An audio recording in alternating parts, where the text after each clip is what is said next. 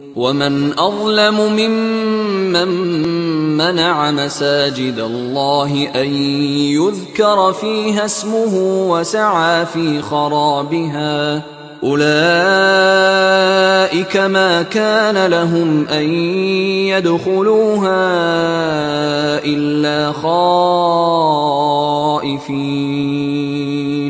لهم في الدنيا خزي ولهم في الآخرة عذاب عظيم ومن اظلم ممن منع مساجد اللہ ان یذکر فیہا اسمہ وسعی فی خرابها۔ اب دیکھیے یہاں جو بقیہ یہ آیات آ رہی ہیں، اگرچہ خطاب تو ہے وہ بریکٹس کے مابین، خطاب میں بنی اسرائیل، لیکن اب یہاں کچھ ریفرنسز اہل مکہ کی طرف شروع ہو گئے ہیں، اور اس کے بعد سے حضرت ابراہیم کا تذکرہ آئے گا، پھر تحویل قبلہ کا ذکر آئے گا۔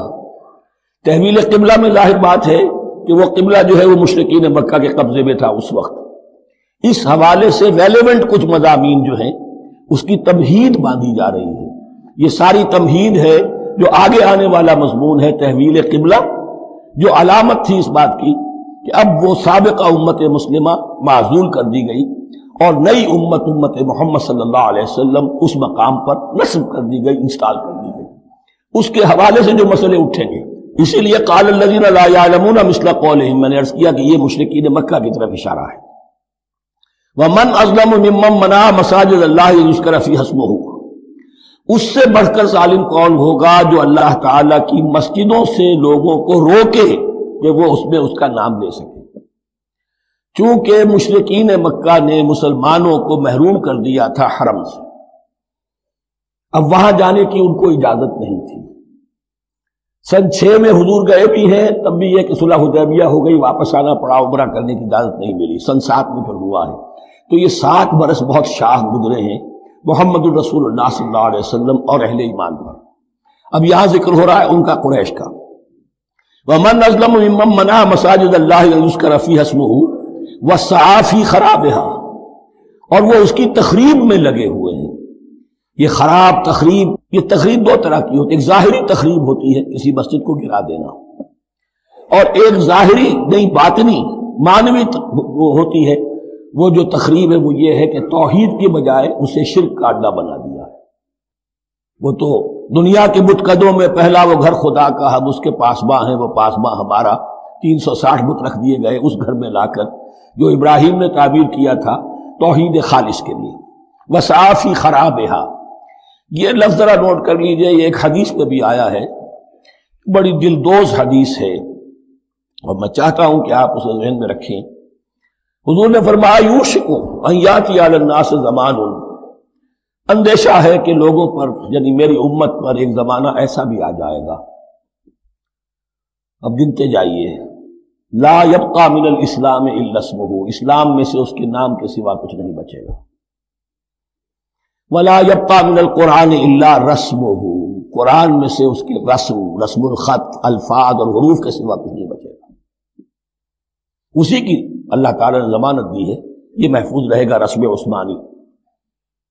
مساجدہم عامرۃ، ان کی مسجدیں آباد تو بہت ہوں گی، وہی خراب من الہدی، ہدایت سے خالی ہو جائے، یہ خراب کے لفظ سے، ہی خراب من الہدی، وعلماؤہم شر الناس تحت ادیم السماء، اور ان کے علماء آسمان کی چھت کے نیچے کی بدترین انسان ہیں۔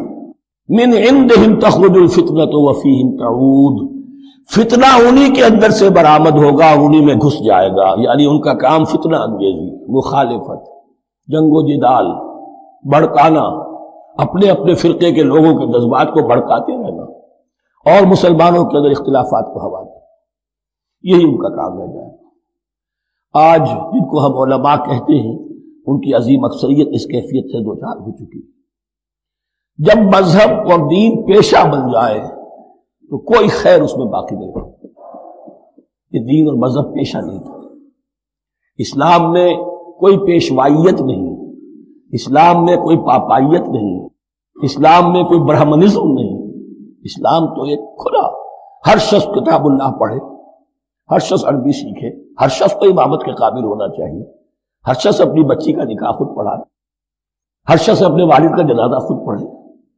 یہ جو ہم نے پیشہ بنا دیا ہے اور پھر انہیں پیسے دیتے، ظاہر بات ہے کہ پھر اس پیشے کے اندر تو پیشے میں عیب نہیں، رکھیے نہ فرحاد کو نام، پھر تو پیشہ میں تو جو کچھ پیشہ ورانہ چشمکیں ہوتی ہیں اور جو خباثتیں ہوتی ہیں وہ آتی ہیں. لیکن ساتھ ہی یہ بات واضح رہے کہ علماء حق سے دنیا خالی نہیں ہوگی. علماء حق بھی ہیں لیکن کسی کے ماتھے پر لکھا ہوا نہیں ہوتا کہ یہ علماء حقانی میں سے اور یہ علماء سوء میں سے ہے. باقی یہ صحیح بات ہے کہ اکثریت ادھر جا چکی ہے، ورنہ امت کا بیڑا غرق نہ ہوتا. سیدھی سیدھی بات، یہ بیڑا غرق ہوا ہے تو آخر کوئی سبب ہے. اولئک ما کان لہم ان یدخلوها الا خائفین، ایسے لوگوں کو تو سوائے اس کے ان کا کوئی مقام نہیں ہے کہ انہیں داخل ہونے کی بھی اجازت نہیں ہونی چاہیے اس میں، یعنی اللہ کی مسجدوں میں، مگر خوف زدہ ہو کر، ڈر کر. لہم فی الدنیا خزی، کے لیے دنیا میں بھی رسوائی اور ذلت ہے. لہم فی الآخرۃ عذاب عظیم، اور آخرت میں ان کے لیے عذاب عظیم ہے.